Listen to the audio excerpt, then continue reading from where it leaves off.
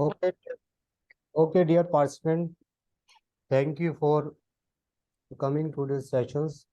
We will discuss on components of effective teaching by Dr. Professor Gunjan Dure, Aligarh Muslim Department of Education, Aligarh Muslim University. First of all, I want to introduce ma'am. Dear ladies and gentlemen, Dr. Gunjan Dube is the distinguished academician currently serving as a professor in Department of Education at Aligarh Muslim University.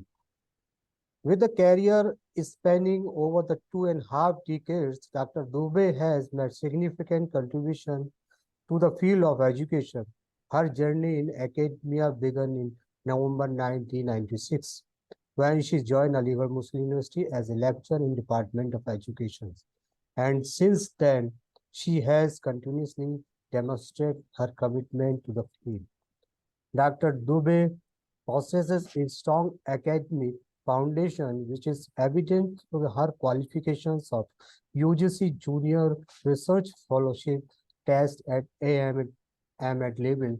Her dedication to the research and education extends beyond the confine of her institutions, as she is also associated with the Indira Gandhi National Open University for the broad broadening her reach and academic community. In her extensive career, Dr. Gunjan Dube has carved out the niche of the domains of the distance educations, teacher educations, and environmental educations. These areas have not only her field to research interests, but what have also been focal point of the guiding numerous researches and dissertations under her mentorship.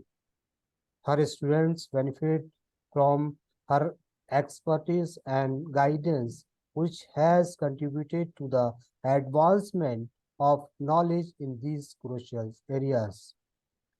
Moreover, her teaching interests encompass educational psychology, environmental education, research methodology, and teaching of the biological sciences. Dr. Dube's diverse range of the academic interest demonstrates her holistic approach to the educations and her desire to impart knowledge that extend beyond the traditional boundaries. Dr. Dube's extensive experience, passion for the research, and dedications to the education make her prominent figure in the field of education. Her contributions continue to the shape of the academic landscape, and her work served as the inspiration to the both students and colleagues alike. I kindly request Professor Gunjan ma'am to proceed and enlighten us with her lecture on component of effective teaching. Yes, ma'am. Over to you, ma'am. Thank you, ma'am. Thank you, Rafiq Saab. I thank you once again for giving me this opportunity to share my views with the participant. And let's start. Yes, ma'am. Yes, ma'am.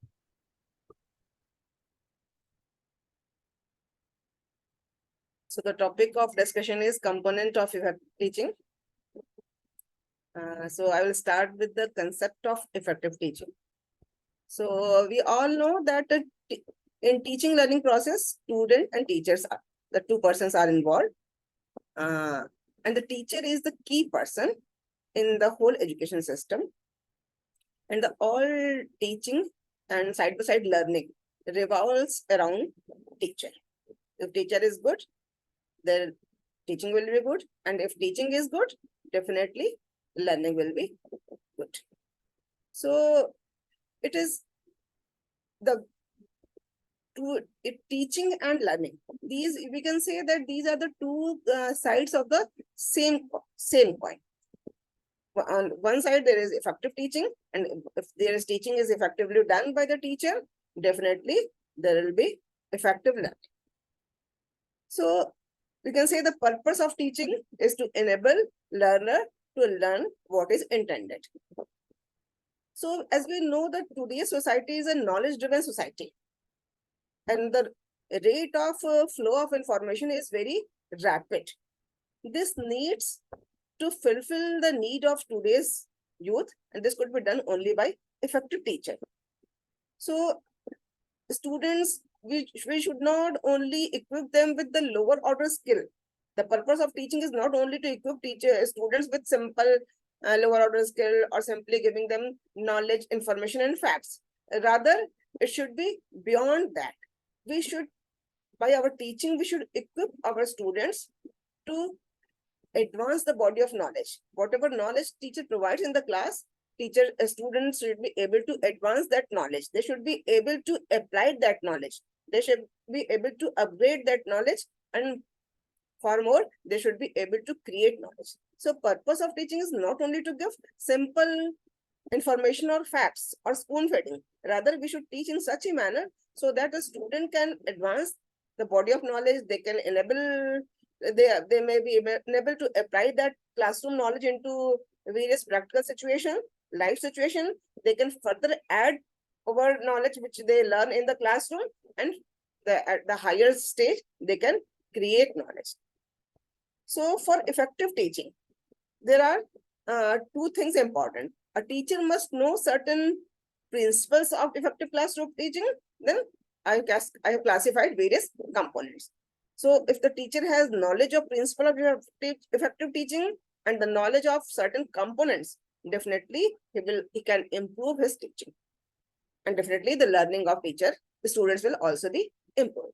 So according to Wall, 1999, he said the student learning is better, student learning is faster, and student learning will be long lasting when teacher follow these four principles. So first principle is related with the outcome of the learning. So you have seen in your syllabus, at the end of the syllabus, there is outcome. Nowadays, teaching is outcome based.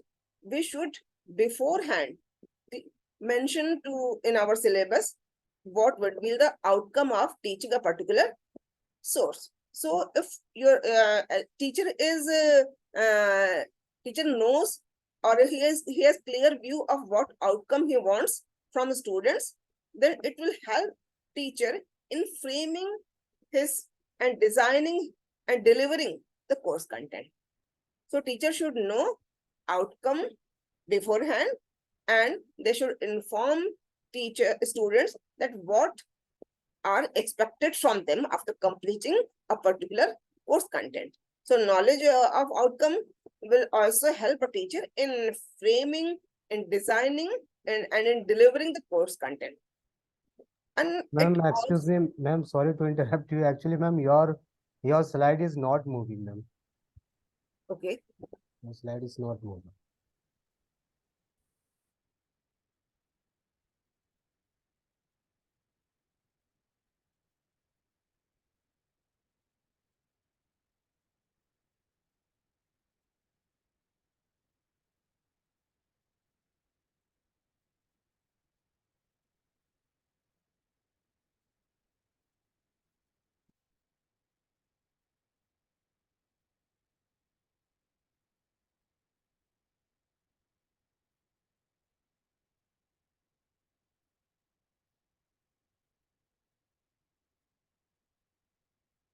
Is it clear? Is it visible? I am on the third slide, in which I have tried to discuss the principles of effective classroom teaching. Ma'am, can you press F5? Actually, your screen is small.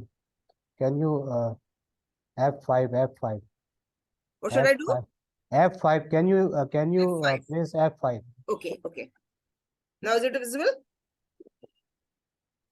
Not working. In my system, it is a full screen. There is a no full screen actually. Okay, ma'am. Continue. Yes. Okay.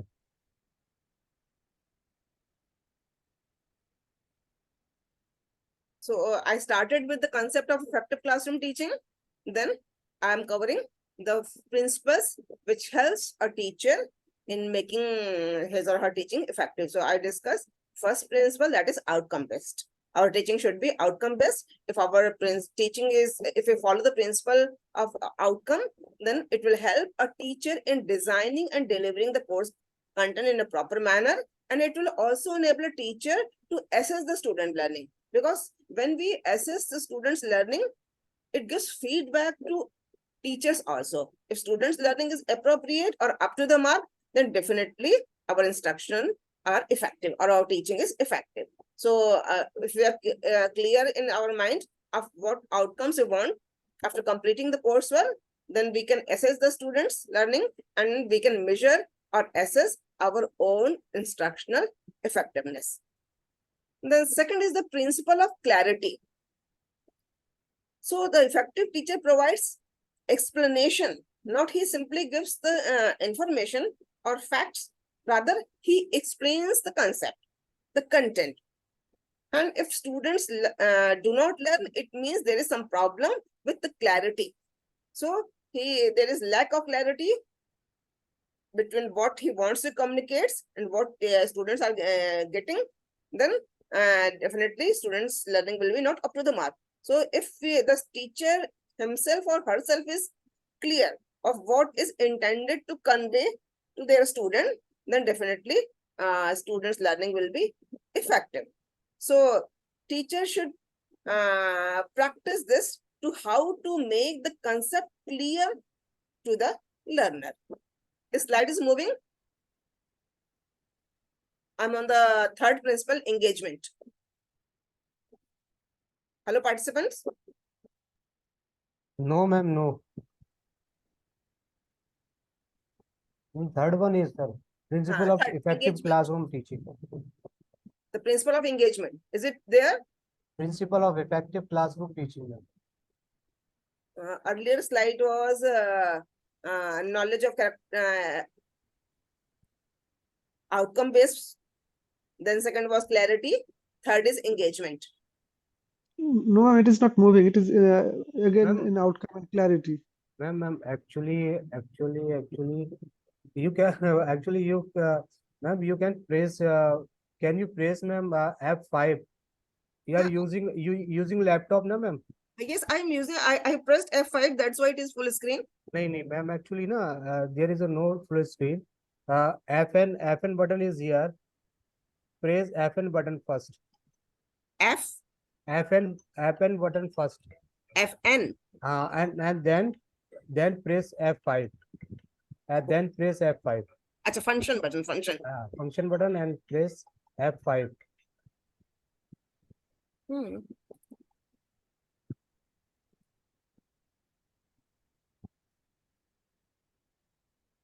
This is first slide. Second. No, ma'am. No. Slide is not. एक minute, just wait. I am sharing it again.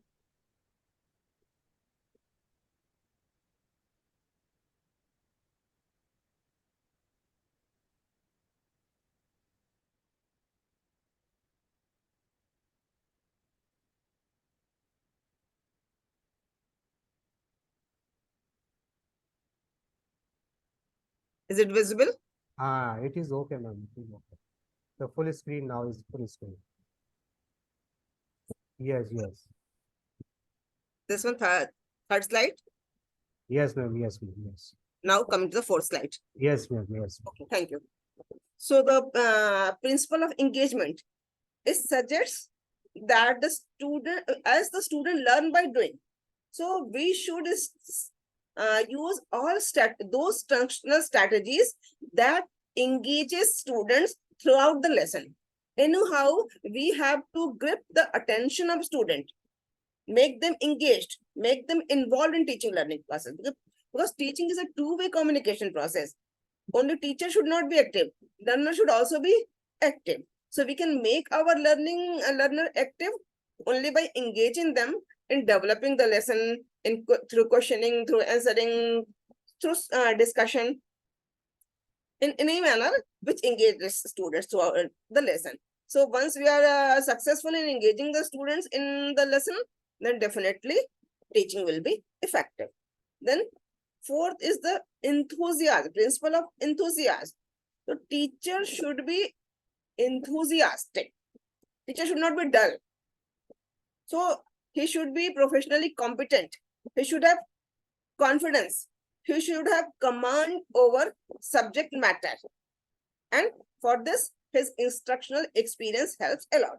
So if you have command over subject matter, if you are competent, if you have confidence, and if you're teaching with full of enthusiasm, this will create a positive learning environment, and your enthusiasm will be reflected in learners' learning. If teacher is dull, classroom will be dull, then definitely the students will also be dull. So teacher should be full of positive energy, full of enthusiasm. This can be brought about by having command over subject matter, by experience, by having confidence in himself or his teaching. So now I have divided, these were about the principle. Now, component of effective classroom teaching can be broadly classified under 3 broad categories. So first category is the knowledge of characteristics of effective teachers. If a teacher knows what are the characteristics of a good teacher, only then he can implement those characteristics into his personality, and this will affect their teaching in a positive way. Second component is teaching skill. If teacher has knowledge of teaching skills and he practices those teaching skills in classroom, definitely it will affect his teaching. It will make his teaching more effective, and at the same time, students of learning will be improved. Then third component is motivation. Once a teacher is successful in motivating student, he knows how to motivate learner, then definitely his teaching will be effective, and side by side students learning will also be effective. Is it visible? Component of effective classroom teaching? Yes, ma'am, it is visible. Okay, thank you, ma'am. So coming to the first component, that is component related to the characteristics of teacher. So first characteristic is fairness. Student expect fairness from teacher. For teacher, all students are equal. Though we have some students which are very smart in classroom, they are very up to date, they are active, and they are certain dull student, but we should behave in a fair manner. So fairness is the one of the characteristics of teacher. There should not be apparently no favorite student. All are favorite. So whenever a student get any impression of favoritism, they have very bad impact, because everyone wants to be good in eye of teacher. And if teacher is partial, he favors one group of students, not another group of, or he is favors student on the basis of caste, grade, religion, gender, then it affects to a student a lot, and they get demotivated, and their learning is affected. So a teacher should show a fairness in teaching, in their behavior, in marking, in all activities which go on inside the classroom and outside the classroom. Then second characteristics of an effective teacher is that he should have a positive attitude and approach in the classroom. So first of all, teacher should have positive attitude towards teaching and positive attitude towards student. So he should be positive minded, and he should believe in the success of their student as well as their own ability to help student achievement. There may be some students which are very intelligent, some may be mediocre, some may be dull, but he should have positive attitude that by effective teaching, we can help a mediocre student to rise into a good student, and then below average student can reach up to average level if he has positive attitude. He should not think that these are dull students, these are below average. There is not. We should not waste time over these. It should not be his attitude. Rather, his attitude should be positive. That student, he should believe in the success of student, and he should believe in his own ability that he can help students to achieve up to the mark. So positive attitude towards students and positive attitude towards the teaching also. Then preparedness. So teacher should always be prepared. So competence and knowledge of the content area which he is teaching, he should have command over that, and he should always come prepared in the classroom. So teacher should study on daily basis, even though you are teaching the same course for long time, but still before entering the class, you should see the content once again, update the content. You should be mentally and physically prepared to face the challenges in the classroom, because knowledge, the rate of expansion of knowledge is very fast. So you should be prepared to handle or answer or discuss all types of queries which comes into the young mind, because these students are very smart. They have knowledge from so many sources. So you should come prepared. So it will have a good impact over students. When teachers are prepared, then behavioral problems in the classroom are less. When teacher loses confidence, he is not prepared, then definitely it invites the behavioral problem in the student, in discipline and all kind of behavioral problem. So teacher should always be prepared. Then personal touch.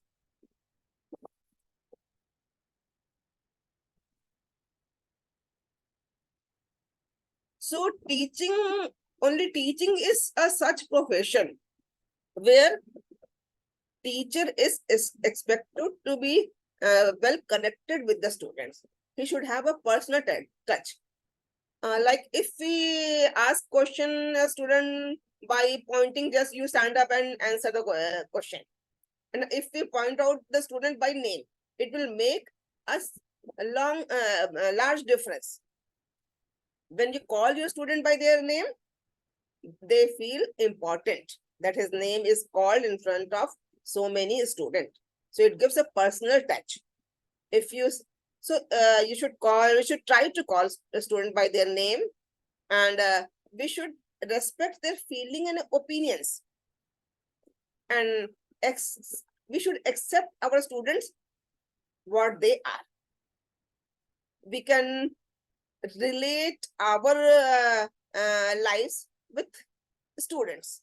Even I was student, I also faced same difficulties. So they should motivate the students by a bit of personal touch. It is not that we are paid for teaching and we simply enter into the class, deliver lecture and come out. Rather, it is a noble profession which as far as possible, we should be well connected and we should be in touch with the students' personal problem, academic problem, professional problem, whenever we find time. Then sense of humor.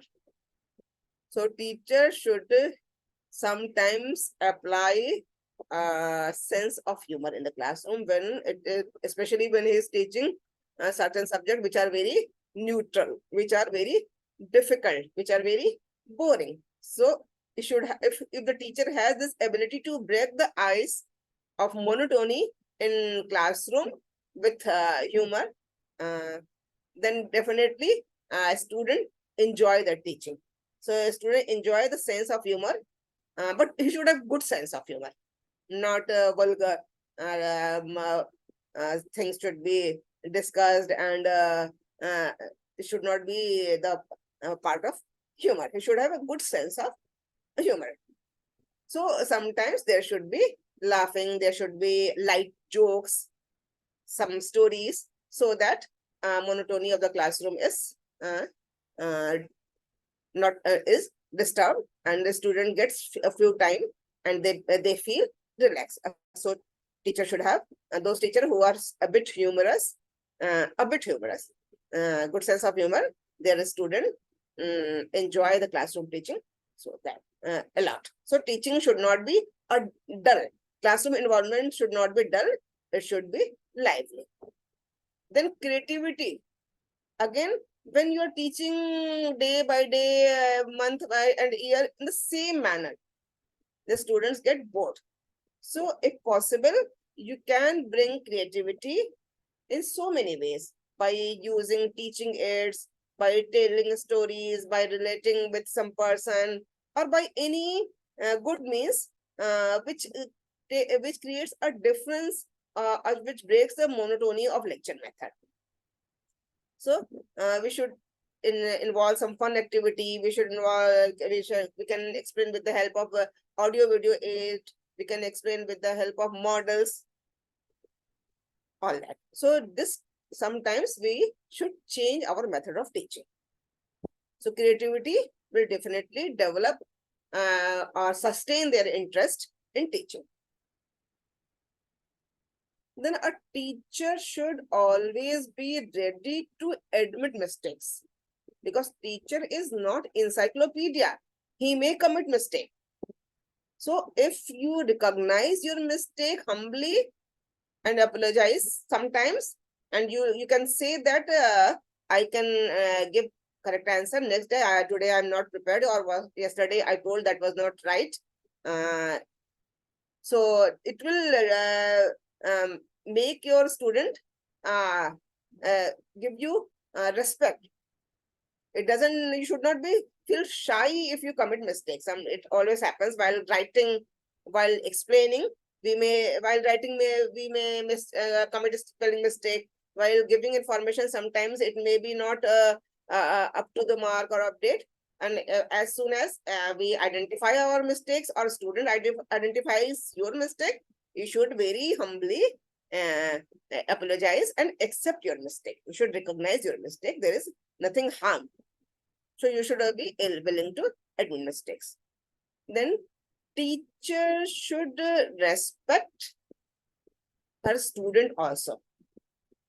That as teacher desires respect from the students, in the same manner, the student also desire or expect respect from teachers. So for this, you can keep sometimes confidentiality. If a student is not getting a good grade, you should not open it before the whole class. If a student is misbehaving, his behavior is not up to the mark, you should not snub the student in front of others. So you should be sensitive to feeling of the students and their emotions. If his behavior is not, you are not expecting such kind of behavior in classroom, so do not snub students in front of other students. You ask him to come into your chamber and gently you tell what was the problem, or discuss the problem of his misbehavior, reason of his misbehavior. So next time he will not do like this behavior. And once you snub the students, they will again repeat the behavior, because young students are like that, especially when the students are young and adolescent.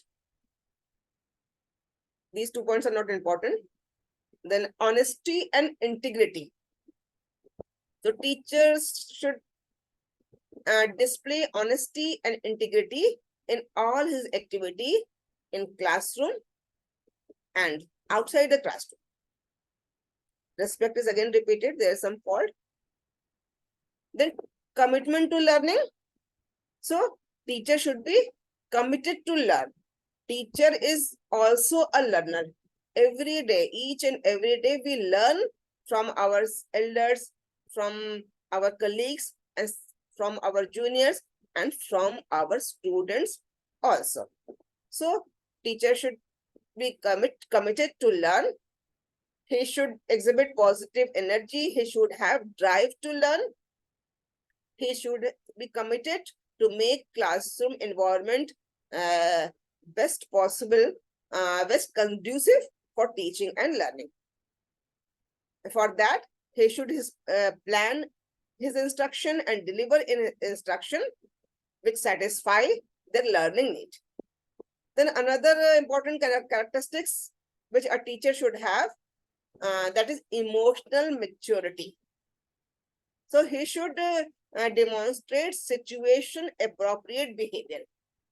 He should not flow in emotion of students. He should be emotionally mature. Sometimes students are young, they commit certain mistakes, but he should control his emotion. That is, along with IQ, his EQ should also be good. Only intelligent quotient is not contribute to a good teaching.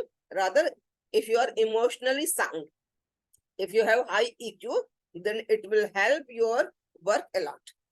Then teacher should accept the responsibility and teacher should accept the leadership, because teacher is the leader of the classroom. He leads the students in desired direction.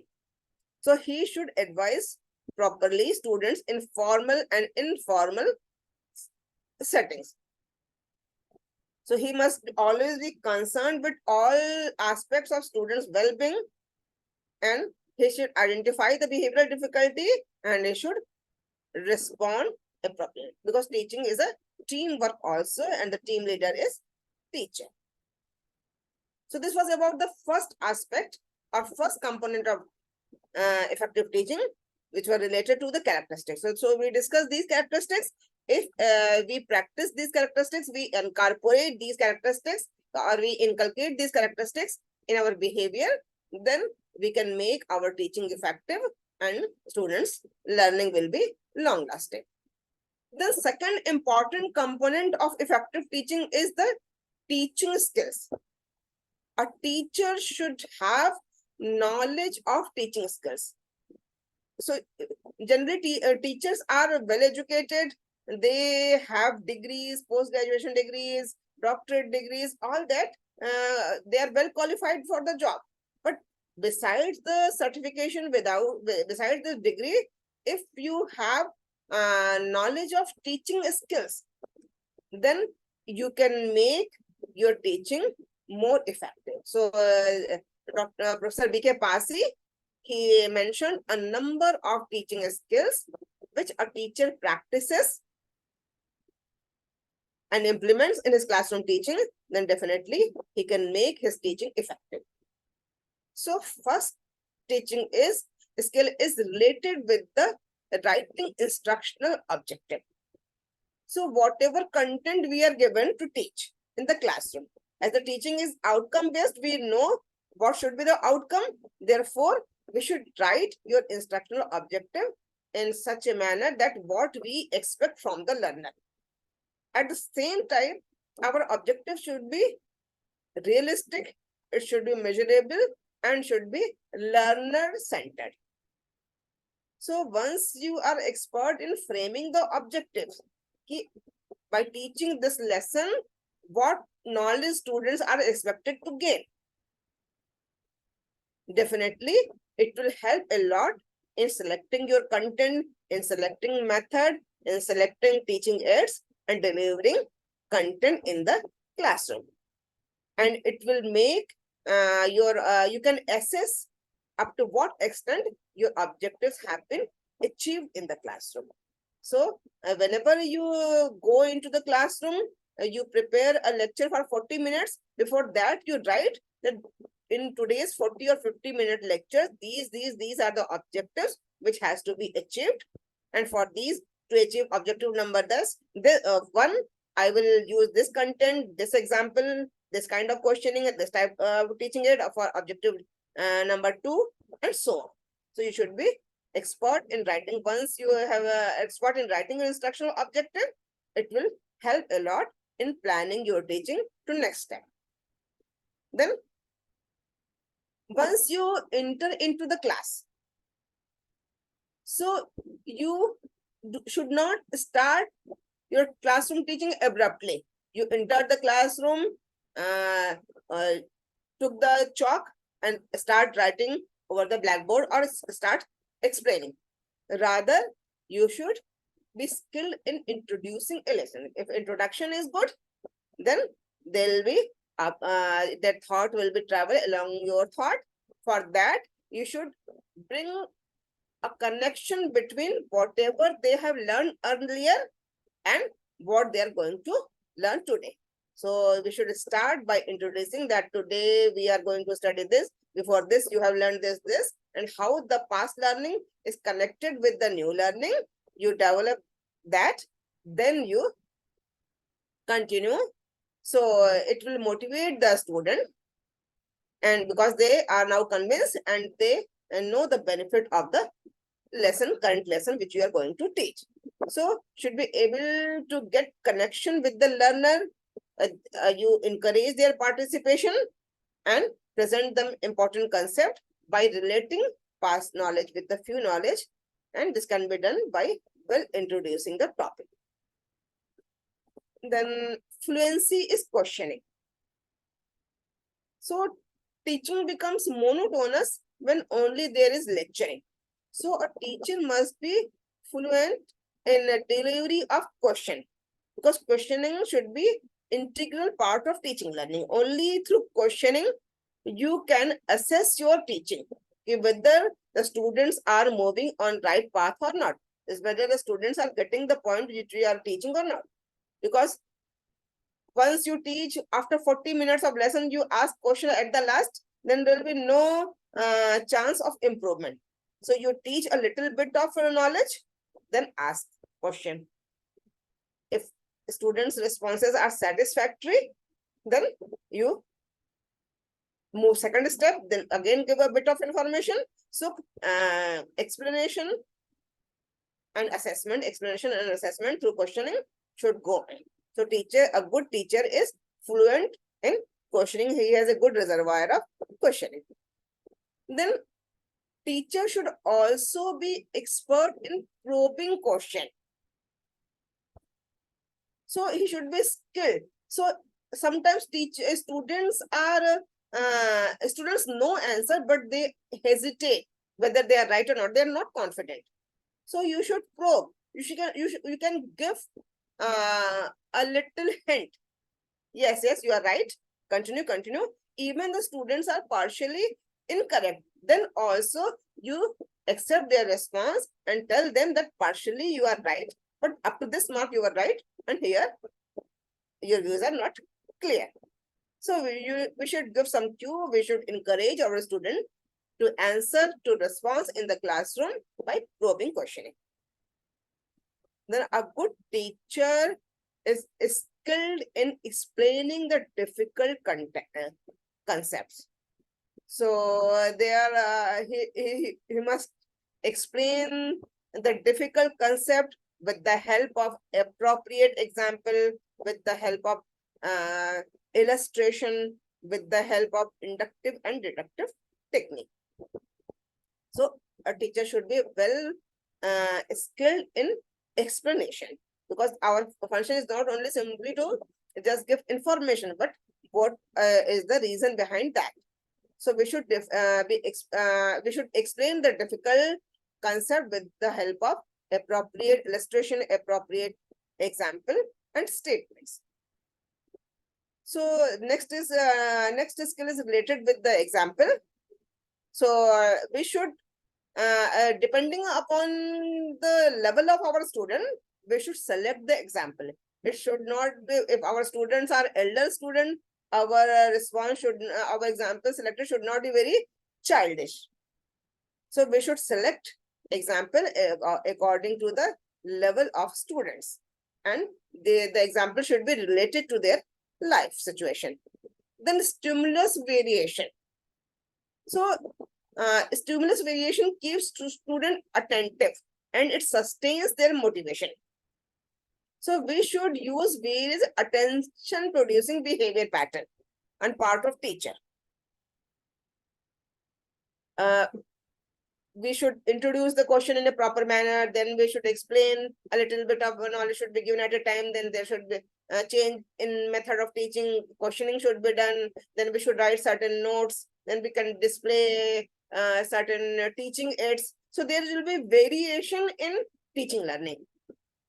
So this, because it breaks the monotony, and students are always attentive that if teacher changes his way of teaching by introducing questions, by giving example, by certain activity, by certain displaying certain charts, models, etc., then it sustains the attention of the student and they remain motivated.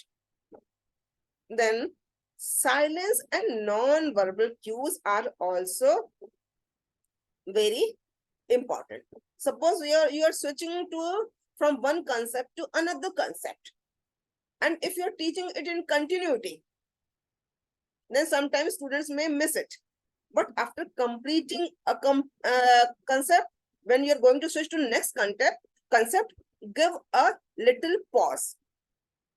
Or whenever you think that this sentence or this term is very important, you take a pause and tell students that now listen carefully. So when you are silent, the student immediately, those who are talking also, they immediately come into conscious that something is going on, important is going on in the classroom. So we should give certain pauses while switching to the one topic to the another topic, from one concept to the another concept. And we should give non-verbal cues also, by our body movement, by gesture, by facial expression, by smile. And we should accept their non-verbal cues also. A teacher can read the faces of students and should be skilled in reading the faces of students. You can identify by students' facial expression, by their gesture, whether they are getting the point or not in most of the cases. Then reinforcement. So reinforcement is a kind of reward in a verbal way or non-verbal way. So teacher should praise good response of the learner. It encourages the student to respond in future. And we should especially encourage the slow learner by reinforcing. The students, teacher knows the caliber of the students. If a learner, a slow learner, is responding to a particular question, and even if his response is not that up to the mark, still you should appreciate at least he is trying. So as far as possible, we should reinforce our students for their correct responses. We should praise their good responses, and we should encourage our learners, specifically slow learners. Then next skill is increasing pupil participation. While teaching student, teacher should not face to a particular student or a group of students or to particular first benchers or backbenchers. Rather, our discussions should include the whole class. Anyhow, each and every student should be made important.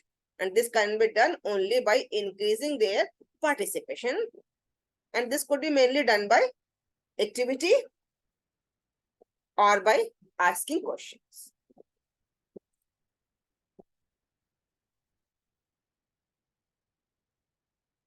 Then a good teacher is skilled in using Blackboard.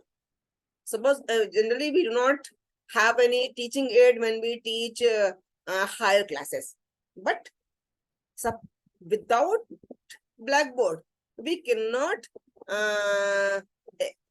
imagine teaching. If you're skilled in using Blackboard, if you are expert in writing silent point for Blackboard, even though you are a very good orator, whatever you are lecturing, students may be getting everything in their mind. But it is human nature that after some passage of time, things get vanish or fade from our memory. If you have written certain points over Blackboard and the students have also noted those points, definitely they will be able to recall after a passage of time. So a good teacher gives down short notes in the form of points over the Blackboard, and he should be skilled in making drawing, especially when he is teaching geography or biological science or such subject in which diagrams are necessary. And if he is not expert in drawing, then he can use ready-made charts. So he should be well skilled in writing over the blackboard. Whatever he is writing over the blackboard, that should be written from the back bench. It should not only be visible to front benchers, it should be visible to last bencher also. So his writing should be neat. Blackboard work should be neat and clean. It should be point wise. He should use the middle portion of the blackboard, because if you try to write at top, your writing becomes bad, and if you write on the bottom, then also writing is not that good. So we should use the mid portion of the blackboard. If you're writing to the left, it will be not visible to the right student sitting on the right side. If you are writing on the right side, it will not be visible to the student sitting on the left side. Therefore, we should be able to use the blackboard judiciously in good writing, so that it is visible to all students. Because sometimes whatever we are speaking, that is not clear to the students. Specifically, some terms, some dates, some names are pronounced by teacher in such way that there is a communication gap and they misinterpret. So we should write those important things, names, dates, equations, points for blackboard. That will make them more clear. Then as introduction is important, in the same manner, achieving closure is also very important. So when you end your lecture, you should sum up properly in attractive manner, that today we started with this, we covered this, and this is and now this topic is over. So what we have studied in today's lecture, you have to summarize it in an attractive manner. So this was the second component, which was related with the knowledge of teaching skills. So if you practice these skills in your daily classroom, definitely your teaching will be effective. Then third component of teaching, effective teaching, is a knowledge of motivational techniques. So motivation enlightens or develops a spark in the mind of the young students. A single word, a sentence, a model, a role model, lecture by role model can make the student motivated for learning, and it sustains learning. So motivation, when a student is in motivated state, he is in aroused state, he is in energetic state. And motivation not only arouses energy or drive for learning, rather it is sustains his attention and motivation for particular activity. So motivation is always a need-driven activity. So for this, if you want to motivate your learner in the classroom, you develop a need inside the learner. You tell them important of that paper, that topic, that this topic is very important for this purpose. So they will feel an inner need to study that topic. So this will create a kind of drive or force inside the learner to learn. And this driving force will drive them to learn and give attention to whatever is going to be taught in the classroom. And they will be action oriented, they will be response oriented, and their goal will be achieved, and this will reduce their need. So whenever we are in a state of need, it creates certain kind of tension, and nobody wants to remain in the state of tension.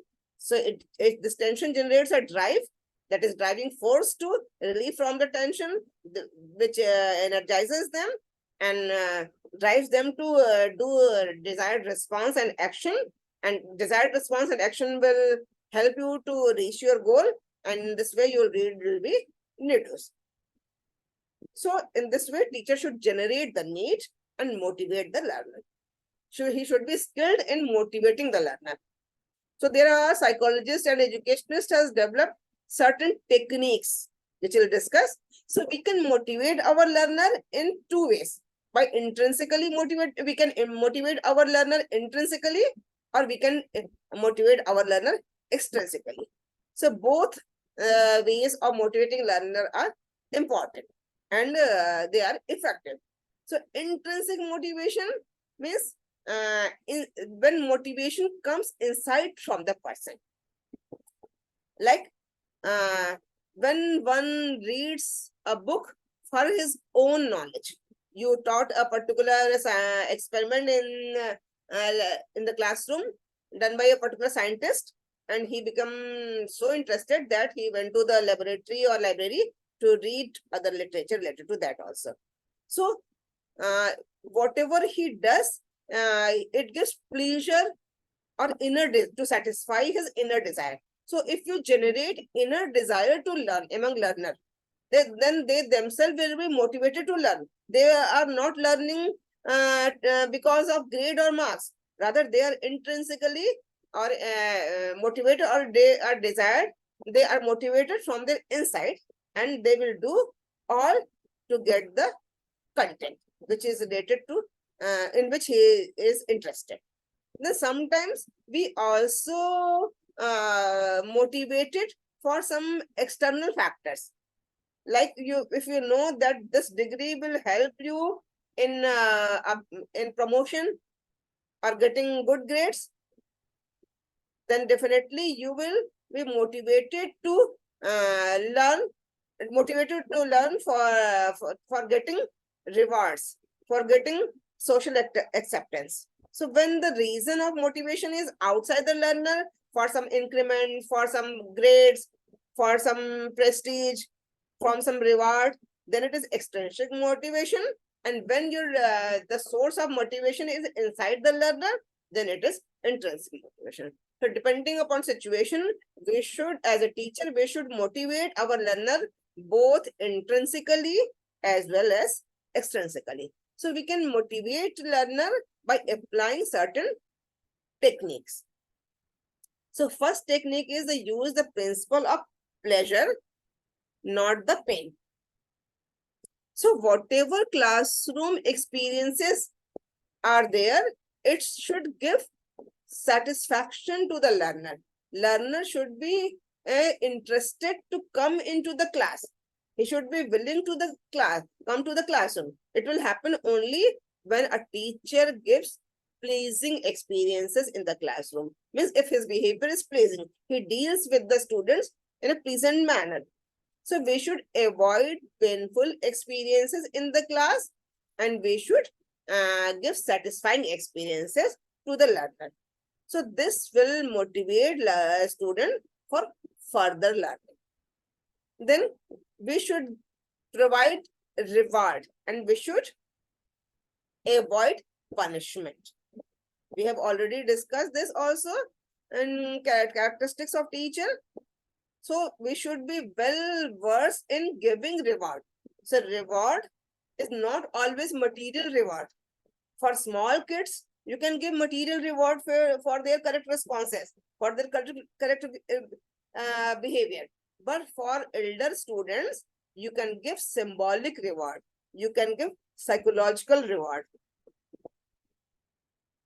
So it motivates learner to learn and to perform well. It sustains their interest in learning. Then aspiration level. So aspiration level is the level of performance for which a student aspires. So our classroom activity should be tailored according to aspiration level of the student.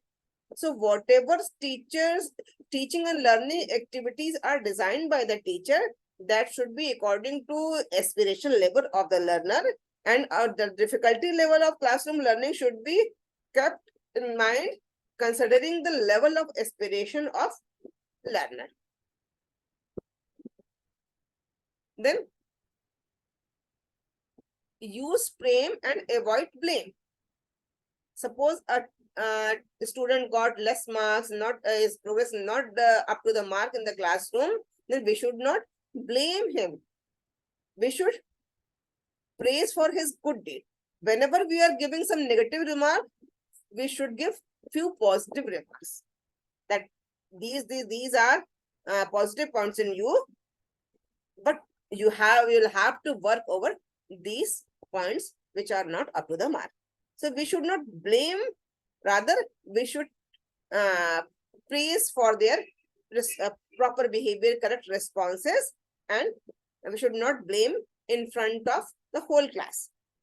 Even we can, if suppose you are asking a question and a student is giving a response, and you overlooked his response and you move ahead forward, then it will not have a desired impact over learner. You can praise verbally or non-verbally by smiling, by verbal praise, by giving a good look, or by patting his shoulder, or simply by nodding your head. Student is answering and you are nodding your head. So it gives him assurance that he is answering, responding in a right direction. Then the use of competition cooperation works a lot. We should develop healthy competition among our learners.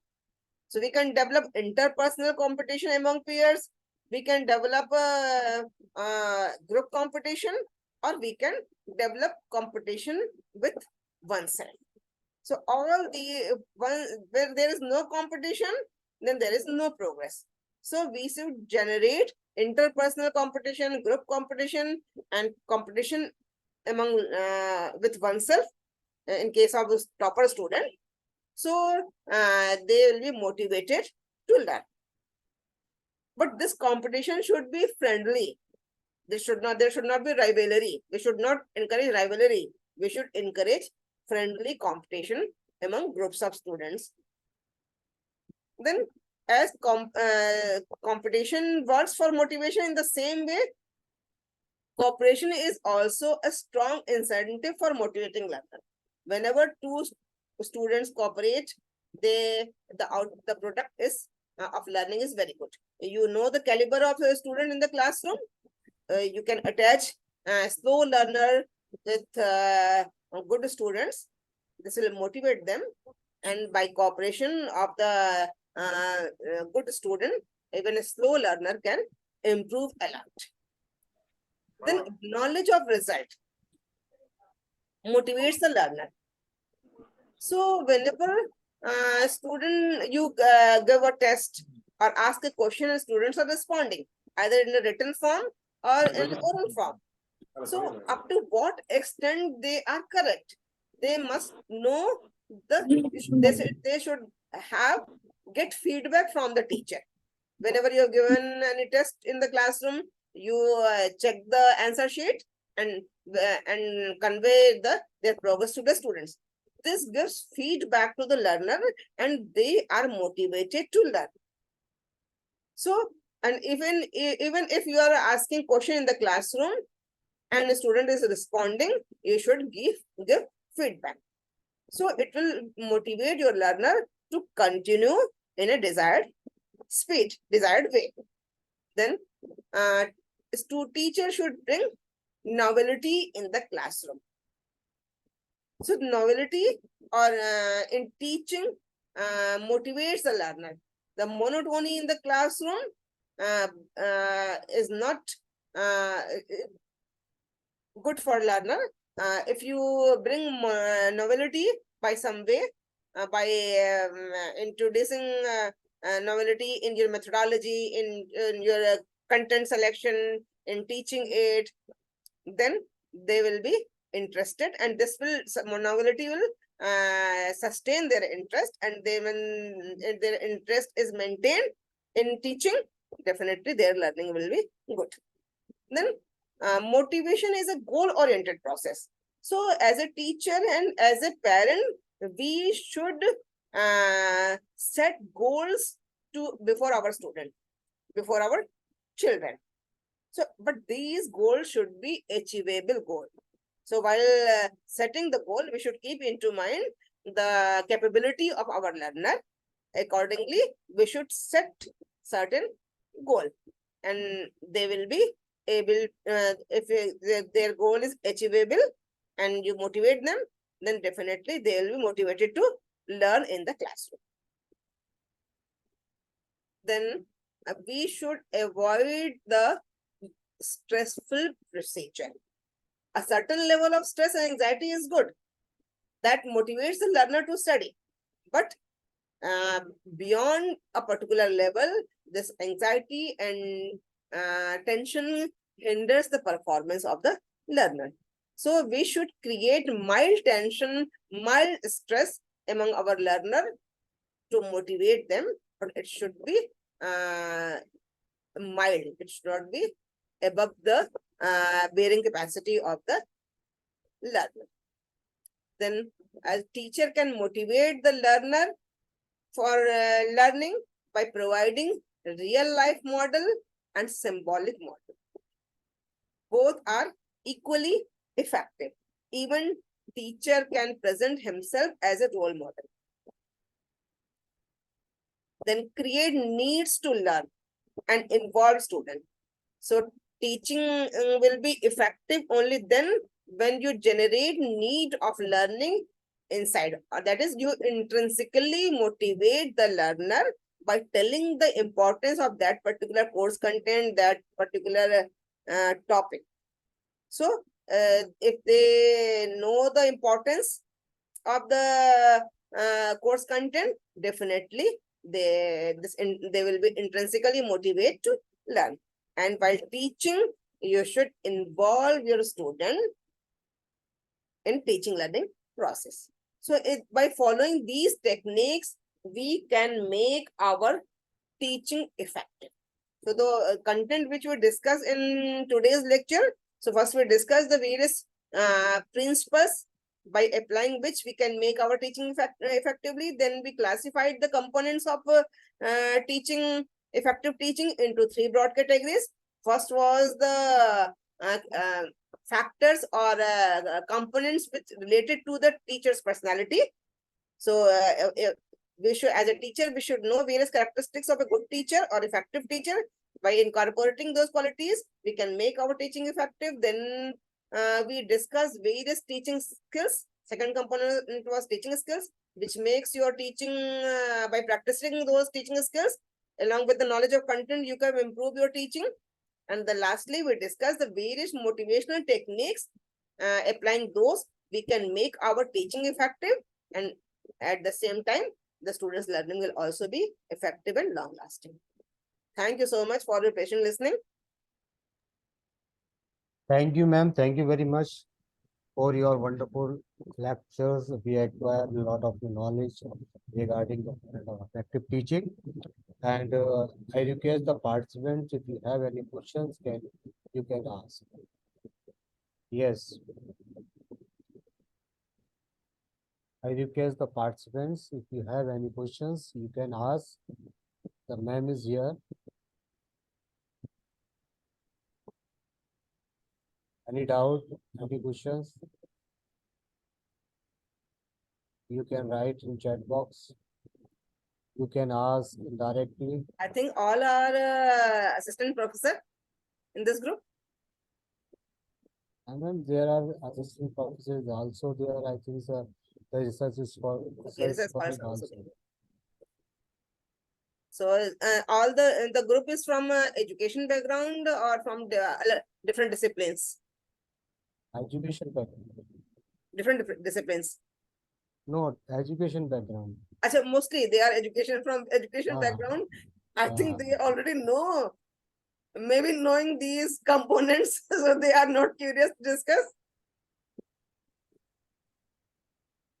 Yes, any assistant Okay, professor. Radhika, you are assistant professor. Okay. Good. Hello. Hello. Yes. Yeah. Good evening, ma'am. Good evening, ma'am. Good evening. Yes, sir. Yeah. My name is Panjalingam. I'm a librarian, ma'am. School librarian. Achha, okay, you are librarian. Yeah. Yes. Ma'am. A CBSE school that I work here. As a CBSE school I work in. So. Yeah. Yes, ma'am. It's useful. To make effective classroom that our library, that every other library class for them, me from grade 1 to grade 12. Today's session was very useful to me to make a class effectively. Thank you. Yeah, yes, ma'am. Yeah. Thank you, sir. Thank you. Okay, thank you so much. Or anyone? Anyone?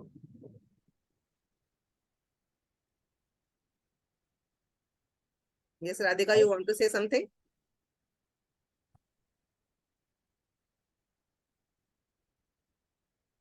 You want to ask something?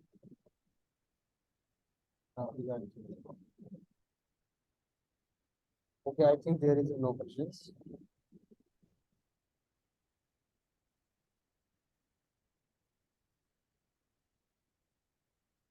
Okay, thank you, ma'am. Thank you very much for your wonderful sessions. You gave us a lot of the knowledge regarding the component of teachers, how to teach, how to use your method for teaching in classroom. There is a lot of okay, Mehboob sir, thank you very much. I think, sir, ma'am, okay, thank you very much. If you want to say something, if you want to express your experience regarding the teaching experience, then you can, My teaching experience. yes, Okay, yes. so as you introduced me at the starting, I started my career in 1996, and it is more than around 27 years. I am really enjoying teaching because I opted for this situation. This was my choice. Generally, people do not opt for. They come. They take it as a last option. They opt for medical engineering and all that. But since I was very young at school level, I had passion for teaching. So even though you joined this profession by not by force, not by choice, but when you are in this profession, you consider it as a very noble profession because you are dealing with humans. You are not dealing with some non-living entity. It is said that destiny of India is being shaped in her classroom. So we are developing human resources in our classroom. So one teacher, if he enters in the field of teaching at appropriate age, he teaches 30 to 35 batches. In my case, I'll be teaching for 38 years. So many batches, so many students. So we have a very big responsibility as a teaching community, have a very big responsibility over our shoulder for shaping the destiny of nation. Therefore, once we choose this profession, we should be full-heartedly involved in this profession to mentor our student, to shape them so that they can contribute in the success of our nation. Thank you so much. Okay, thank you, ma'am. It is very important words you have said. Thank you. So I'm So, leaving thank you. the meeting. Thank you, participants. Okay, thank you. Thank you very much. Okay. Thank you.